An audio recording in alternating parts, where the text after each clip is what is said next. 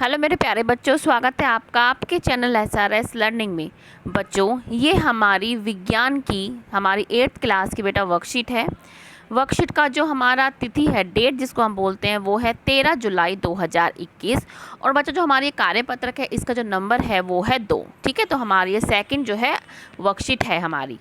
तो सबसे पहले आपको करना क्या है, आपको यहाँ पे अपना नाम और यहाँ पे आपको अपनी कक्षा अध्यापक मतलब आपको अपनी टीचर का नाम लिखना है। तो ठीक है, तो ये सारी जो बातें हैं कंप्लीट करना। फिर हम जो पढ़ते हैं अपना चैप्टर, आज जो हमें है प्रजनन रिप्रोडक्शन का जो चैप्टर है हमें वो पढ़ना है। इसमें कुछ हमारे टॉपिक्स हैं उसको हम समझते हैं और करते हैं। ठीक है, तो ये क्या है, पढ़ते हैं कि नमस्कार बच्चों, क्या आपको सजीवों की विशेषताएं याद हैं जो उन्हें निर्जीव जीवों से अलग बनाती हैं? मतलब जो आपने पढ़ी थी पिछली वर्कशीट में कि सजीव क्या होते हैं, उन वो आपको क्या याद है? जैसे आप सांस ले सजीव होते हैं वो सांस लेते हैं, वो प्रजनन करते हैं। तो ये सारी क्या हमारी कुछ विशेषताएं हैं जो हमें निर्जीव वस्तुओं से अलग करती है। प्रजनन उन विशेषताओं में से एक है जो मतलब प्रजनन है मतलब जनन करना, मतलब अपने जैसे शिशु को ठीक है रिप्रोड्यूस करना। तो प्रजनन उन विशेषताओं में से एक है। आपको हाँ या ना बताना, तो इसमें क्या है, हाँ। ठीक है, जो प्रजनन है वो एक विशेषता है जो निर्जीव जीवों से सजीवों को अलग करती है। अब अपने माता पिता से संतान मतलब संतति का जनन, जनन कहलाता है। क्या कहलाता है? जनन। मतलब अपने माता पिता से हर कोई क्या है, हर कोई बच्चा क्या है, संतान क्या जन्म लेती है, उसको जनन कहते हैं। सभी जीव अपनी प्रजातियों या पृथ्वी पर जीवन की निरंतरता को बनाए रखने के लिए जनन करते हैं। मतलब ये जो है ये क्या है, ये आपका क्वेश्चन में भी है कि जो ये हमारी जनन है ये क्यों आवश्यक है? क्यों आवश्यक है? ताकि जो ये जो पृथ्वी है इस पर जो है हमारी जो प्रजाति है वो क्या है, उसको निरंतरता मतलब कंटिन्यू हो सके, वो मतलब चल सके। ठीक है, अब बात ये आती है कि लेकिन जीव जनन कैसे करते हैं? जो जीव होते हैं वो जनन कैसे करते हैं? ठीक है, तो उसको पढ़ते सबसे पहले हम पढ़ते हैं पादपों में जनन। पादपों क्या आता है? प्लांट्स। ठीक है, रिप्रोडक्शन इन प्लांट्स। अधिकांश पादपों में जनन बीजों द्वारा होता है। ठीक है, जो अधिकांश जो पादप होते हैं जो जनन होता है वो कैसे होता है? बीजों द्वारा। आप देखते होंगे कई बार आप क्या है, किसी का बीज आप डाल देते हैं, जैसे नींबू का आप डाल के देख सकते हैं, उसको डाल देंगे आप तो कुछ दिनों में क्या है वो उसका पौधा बन जाएगा। तो ये इसको बोलते हैं लैंगिक जनन। ठीक है, और दूसरा जो जनन होता है वो होता है अलैंगिक। इसमें क्या होता है कि कुछ पादप अपने विभिन्न कार्य कायिक अंगों जैसे तना, शाखा, पत्तियों की मदद से प्रजनन करता है। ऐसे जनन को हम लैंगिक अलैंगिक जनन कहते हैं। जैसे यहाँ पे देख रहे हैं आप जो रोज़ प्लांट होता है कैसे लगाते हैं आप, उसकी क्या है, यहाँ से स्टेम जो है उसकी कट कर देते हैं या एक ब्रांच होती है कट कर देते हैं और उसको क्या है हम लगा सकते हैं। ठीक है, तो ये होता है अलैंगिक जनन। ये आप ये देख रहे हो ब्रायोफाइलम की ये लीफ है।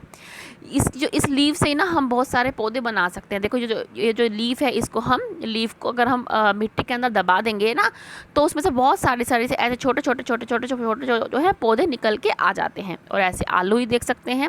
आलू को भी आप जो ये आलू होता है इस पर छोटी छोटी ये आई सी बनी होती है। जब आप कुछ दिन छोड़ देते हैं इनको तो इन पे से भी क्या है इस तरीके से आप ये जो है पेड़ उगने लग जाते हैं। ठीक है, तो पादपों में जन्म हमने पढ़ा, जनन पढ़ा। वो कितने प्रकार का? 2 प्रकार का, लैंगिक जनन और अलैंगिक जनन। इसके बाद हम नीचे देखते हैं कि अब जंतुओं में जनन देखते हैं। सभी जीव जनन के लिए या तो अंडे या शिशु को जन्म देते हैं। जो जीव होते हैं, ठीक है, जो जंतु होते हैं या तो वो अंडे को जन्म देंगे। जैसे आप मुर्गी को देखते हो या आपके घर में कबूतर आते होंगे, अधिकतर कबूतर बहुत आते हैं, तो या तो वो अंडे को जन्म देते हैं या वो डायरेक्ट क्या है शिशु को जन्म देते हैं। जैसे ह्यूमन बींग्स मनुष्य क्या है वो अंडों को वो शिशु को जन्म देता है। और जो जीव अंडों को जो अंडे को जन्म करता है उनको बोलते हैं अंड प्रजक, और जो शिशु को जन्म देता है उनको बोलते हैं जया राजू। ठीक है, अब हम इसके क्वेश्चन आंसर करेंगे कि स्वयं को जाने के हमने कितना पढ़ा। अब है कि अंडे देने वाले कुछ जंतुओं के नाम लेके हम कौन कौन से हो सकते हैं। सबसे पहले तो आप देखते हैं मुर्गी। ठीक है, जिसके आप क्या अंडे भी खाते हैं। मुर्गी क्या है, वो अंडे को अंडा देती है। ठीक है, कबूतर ये सारे क्या है आपके इसमें आ जाएगा। ठीक है, मुर्गी हो गया, कबूतर हो गया, और क्या है चिड़िया भी आप लिख सकते। आप वो चीज़ लिखिए जो आप क्या है आसपास अपने देखते हैं। ठीक है, तो 3 हो गए, मुर्गी, कबूतर और चिड़िया। नेक्स्ट क्वेश्चन है कि शिशु को जन्म देने वाले 2 जंतुओं के नाम लिखो। सबसे पहले तो आप मनुष्य ही लिखेंगे। ठीक है, मनुष्य हो गया। इसके बाद गाय है, भैंस है, ये भी क्या है, ठीक है, सॉरी, भैंस है, ठीक है, ये क्या है, ये क्या है, शिशु को जन्म देती है। इसके बाद आप कुत्ता बिल्ली भी लिख सकते हैं, ये भी सब क्या है, कुत्ता या बिल्ली, ये सब क्या है, ये शिशु को जन्म देते हैं।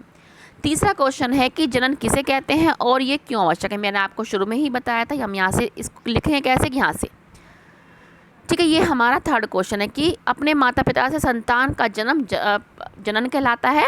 सभी जीव अपनी प्रजातियों या पृथ्वी पर जीवन की निरंतरता को बनाए रखने के लिए जनन करते हैं। ये इसका जो है आंसर है, ठीक है। तो बच्चों, ये हमने क्या अपनी वर्कशीट अच्छे से समझी।